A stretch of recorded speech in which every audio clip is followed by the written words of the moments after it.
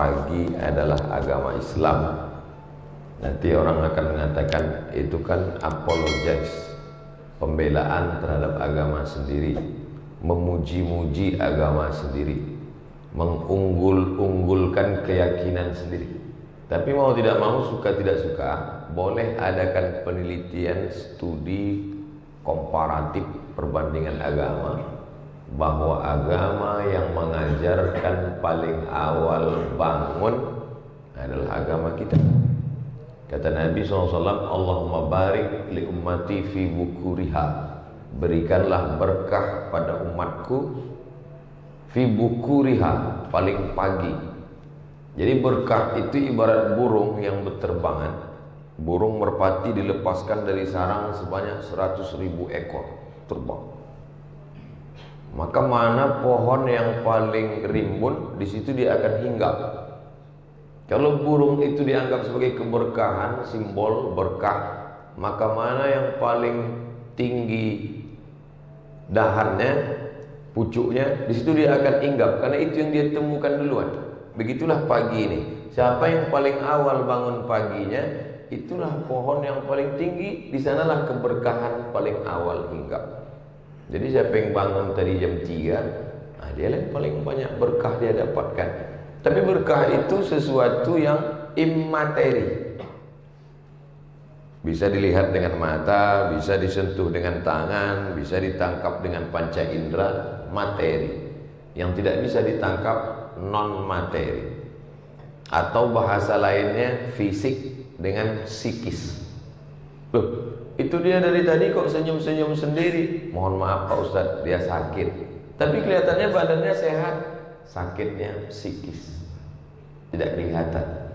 Bahasa Arabnya yang satu zohir, yang satu batin. Makanya selalu kita memohon maaf zohir dan batin.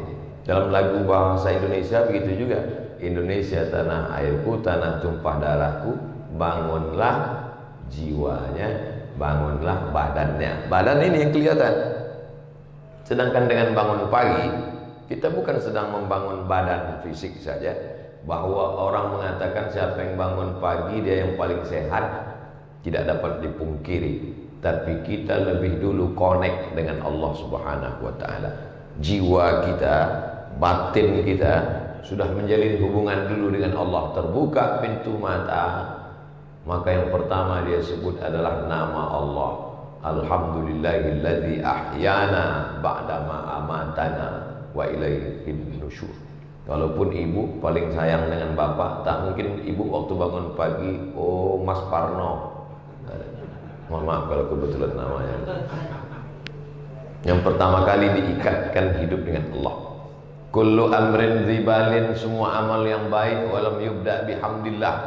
Dalam riwayat lain, walam yubda bi bismillah. Semua amal yang baik kalau tidak dimulai dengan nama Allah, maka dia tidak bisa menjadi amal. Semua bangun pagi ini. Orang Singapura sudah bangun pukul 4 karena mereka masyarakat paling aktif, ekspor importnya maju, ekonominya. Orang Barat sudah bangun. Yang paling awal bangun orang Jepang karena matahari lebih dulu terbit di tempat mereka. Bahwa cerita bangun, ya menurut jam bangun. Tapi bangun kita bernilai ibadah yang bisa dibawa mati menghadap Allah. Kenapa begitu? Karena bangun kita menyebut nama dia, Bismika. Itu kalau mau tidur. Tapi kalau pas bangun, Alhamdulillahilladzi ahyana ba'dama amatana wa ilaihin nusyur. Itulah makna innamal a'malu binniyat. Segala amal dinilai dengan niatnya. Nanti saat amal kita dihitung di hadapan Allah SWT, semua orang beramal, wa qadimna ila ma'amilu min amalin. Semua amal mereka kami tunjukkan di depan mata mereka. Ini amalmu, ini ibadahmu, ini. Faja'alnaha haba'an mansura. Kami jadikan dia seperti debu yang berterbangan, tak bernilai di hadapan Allah. Kenapa tidak ada nilainya? Karena tidak menyebut nama Allah Subhanahu wa ta'ala. Kita tadi masuk toilet kamar mandi pun menyebut nama Allah. Allahumma inni a'udzubika minal khubuthi wal khaba'ith. Memasukkan makanan ke mulut pun menyebut nama Allah. Ya ghulam, wahai anak kecil, kul mimma yalik, makanlah apa yang dekat darimu. Samillah, sebut nama Allah. Bismillah. Hadis sahih, bismillah. Adapun yang panjang itu hadisnya dhaif. Alhamdulillahillah. Yang panjang, Allahumma barik lana fima razaqtana wa qina adzabannar. Oke, nanti kalau kelihatan ada kawan di sebelah tiba-tiba bismillah. Loh, ente kok lapar sekali kelihatannya. Inilah hadis yang sahih, akhi. Padahal saking kan laparnya. Jadi kalau gitu, Allahumma barik lana fima razaqtana wa qina adzabannar, enggak boleh kita baca. Boleh, karena cukup 5 syarat.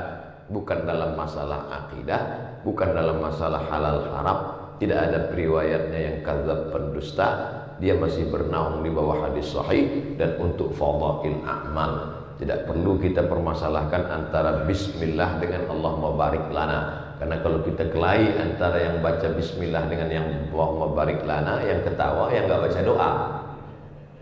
Inti dari doa-doa itu sebenarnya supaya kita ingat kepada Allah Subhanahu wa taala. Keluar dari masjid, keluar kaki kiri. Allahumma inni as'aluka min fadlik. Pakai sendal kaki kanan. Simple. Seringkali kita keluar kaki kiri, langsung sendal kaki kiri. Yang sendalnya nggak hilang. Tapi sebenarnya apa maksudnya? Keluar kaki kiri, pakai sendal kaki kanan, supaya kita mengingat semua perbuatan kita.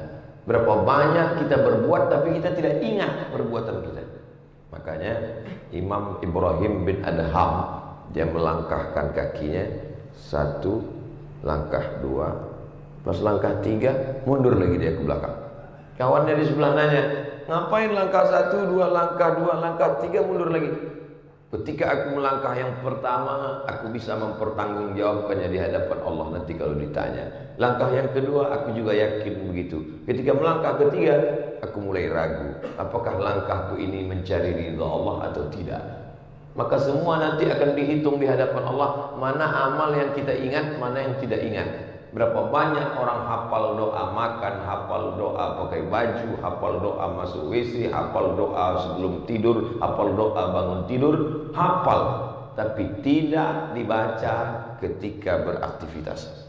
Ada sesuatu yang salah dengan memori kita. Oleh sebab itu, fungsi doa-doa adalah zikir, mengingat, sehingga setiap gerak langkah mengingat Allah Subhanahu wa taala, maka dia menjadi ibadah di hadapan Allah Subhanahu wa taala. Masuk tadi ke dalam, Allahumma ftahli abwaaba rahmatik. Nanti keluar, Allahumma inni as'aluka min fadlik.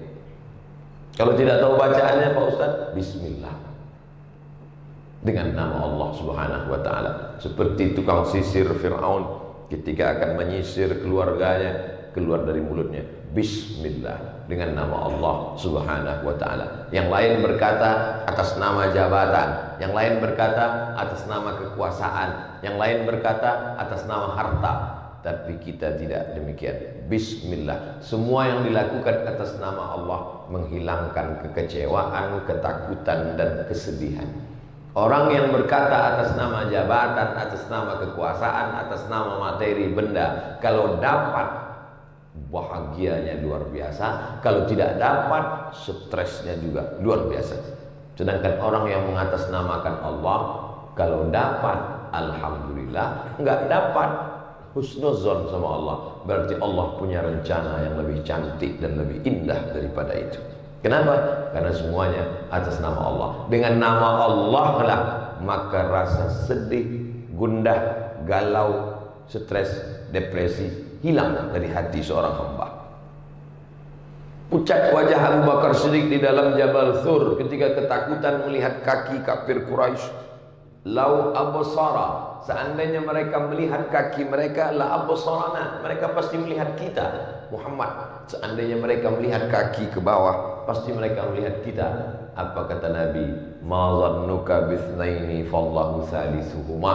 Kalau kau sangka kita di sini cuma berdua, tidak wahai Abu Bakar, Allah yang ketiga. Kalau kita bertiga, Allah yang keempat. Kalau kita empat, Allah yang kelima. Wa huwa ma'akum ainama kuntum. Dia bersama kamu dimanapun kamu berada. Maka itulah fungsi dari setiap doa dan zikir, merasakan keberadaan Allah. Ketika kita merasa sepi sunyi, maka Allah bersama kita. Ketika kita merasa kecil dan kerdil, Allah tetap ada. Maka besarkan hati dengan keberadaan Allah. Allahu Akbar. Selesai sholat tetap subhanallah 33, alhamdulillah 33, Allahu Akbar 33, la ilaha illallah wahdahu la syarikalah, lahul mulku wa lahul hamdu yuhyi wa yumiit wa huwa ala kulli syai'in qadir. Itulah kultum kita pada subuh kali ini. Banyak panjang pendeknya ceramah sesuai dengan besar dan kecilnya masjid. Bukan itu, kita akan ke masjid. Jangan merasa kecil hati. Yang dinilai adalah keikhlasan ke hadapan Allah Subhanahu wa taala. Mudah-mudahan kita termasuk orang yang ikhlas insyaallah. Terima kasih atas segala perhatian, mohon maaf atas segala kesilapan. Walaupun kita berpisah tempat dan waktu, tapi insyaallah kita tak pernah terputus dalam ingatan dan doa. Wallahu muwaffiq ila aqwamit thariq. Wassalamualaikum warahmatullahi wabarakatuh.